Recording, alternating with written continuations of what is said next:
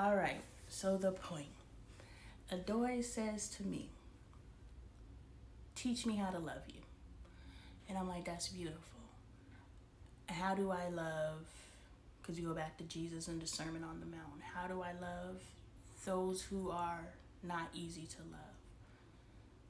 And how do I love my husband? Because I'm like, Adoy, I agree. Teach me how to love you. Like, you're my favorite person in the world. Like, all of my children, I love them equally. They're like, who's your favorite? All of you are my favorite because you all feed into me. If you did not feed into me, I'm like, you're definitely my least favorite, But all of them allow me to evolve them and grow their souls, which is why I'm here. Period. Like, this energizes me. That's why when I go to work, it drains me. But what does feed me is when I could find one person. One cup to pour into. One cup. I sat in front of this young man, and he was on his, he was Bill Bellamy in How to Be the Player. He's like, I'll miss one of them is like, I was like, oh, I see you, buddy. And I'm just watching him, and I'm laughing at him. I'm just like, oh, he is in his character. He is only 15 years old. Oh, I can teach you how to perfect this guy. Exactly, and actually be him. I can teach you how to be him. If I have more than an hour with you, if I could grow you over time. But I can't. So go find these resources online. I'm certainly not going to tell him about my content because then, like, I have all these damn kids knowing who I am. And I don't need no hater parents to be like, oh, she cussed in a video. She's teaching our kids. Shoot, she's talking about my kid. Yeah, so, but yeah, I sat in that classroom, and this is the class that I decided I wasn't going to do nothing with because I was only supposed to be in that class for 20 minutes, but the teacher got delayed, so I ended up being in there longer. So this was the class I was like, even if I were to get into something, I would have to start and stop because the 20 minutes really was come in, sit down, get your package, so get settled, boom, I'm supposed to be out of here. No, that's not what happened. So I'm just sitting here doing my babysitting job, and my brain literally goes to sleep. I was like, oh, this is what school is. It's really teaching you how to be mindless robots. Yeah. Use your subconscious to elevate them, but not have time to elevate yourself. School is teaching you how to turn off your subconscious and to literally write this answer down. What's the answer? That's what school is teaching you. It's not teaching you how to use your brain, because when I was in there and I wasn't using my subconscious, I wasn't being active, doing what feeds my soul, my brain literally shut down, and I was sitting there like, oh my God, I am so sleepy.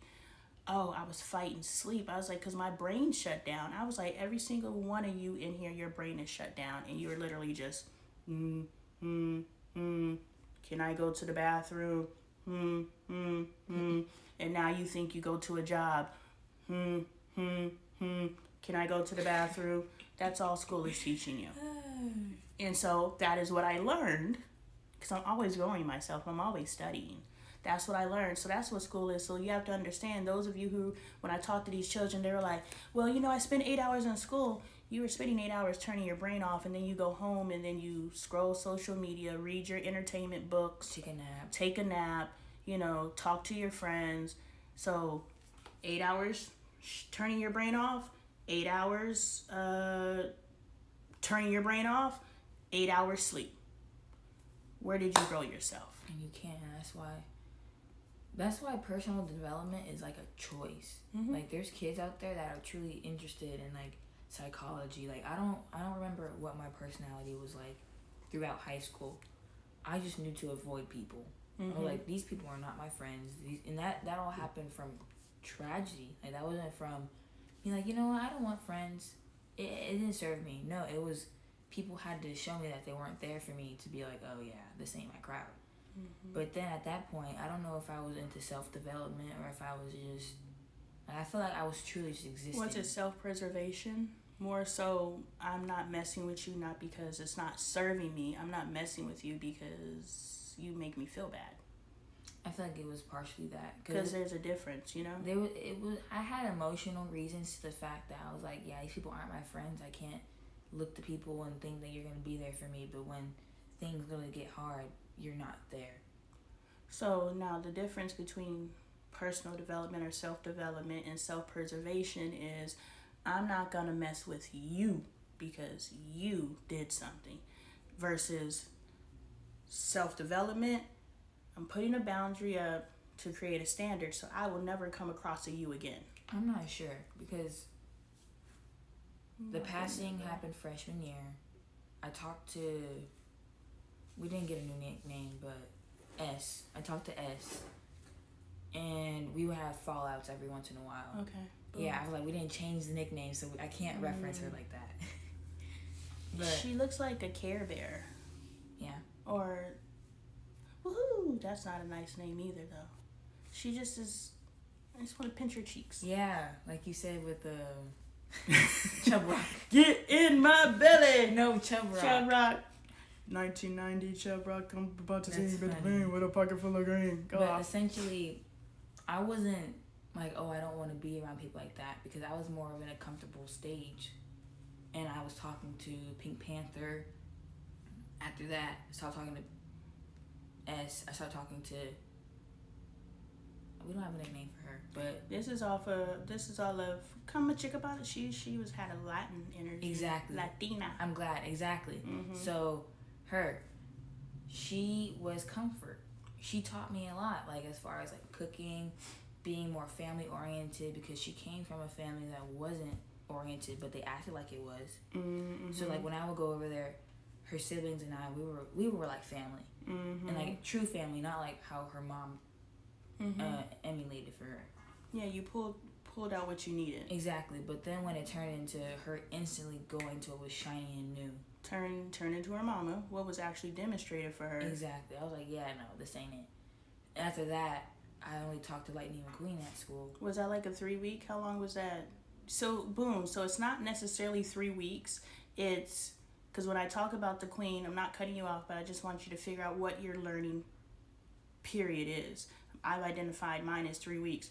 Now, the queen era lasted longer than 3 weeks. I think it started in October, ended in December, the beginning of December.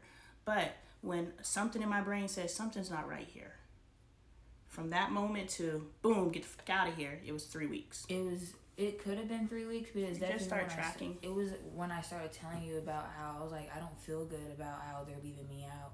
I don't feel good about how she's skipping school, and I'm not. But to be with her, I have to do what is harming me. Yeah. So those times when I was telling you that was kind of when it kicked off. When I was just like, yeah, this isn't it. Yeah, and so you have to determine from when the bells start going off to, because this is just God giving you your exit strategy. God is going to take you into the pits of hell. Mm-hmm. All these situations that you are in, all these fake relationships, fake love, to me, that is hell. We think hell is just torment and the gnashing of the teeth. No. What hell is something that is not growing you to your highest potential. Something that is not feeling good to you. So it's being in the lion's den, but you're not getting torn apart. Right. So God will take you into the lion's den if that language makes you feel better. But the lions, their mouths are closed. So you went into these wolves in sheep clothing situations, and you developed the love for cooking. You learned how to use spices because that's not at all something that was demonstrated for you. Right. Family and, people hanging out and different age groups being in friendship. And so all this was demonstrated for you, which is something that was not demonstrated in your home. But after you got that, all that you could pull from there, God started opening your eyes. You're like, oh, what? Why am I here? And now we have the whole false narrative of loyalty or the false narrative of friendship. So now you're delaying your exit.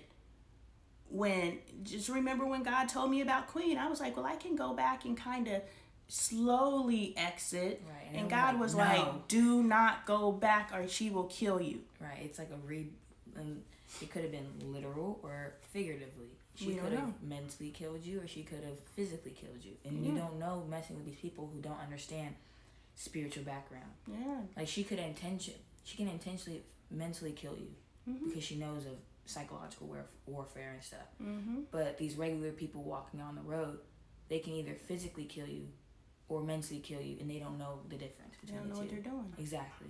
Playing with energy. And there's no remorse. No recourse. What you gonna do? Click on the next video.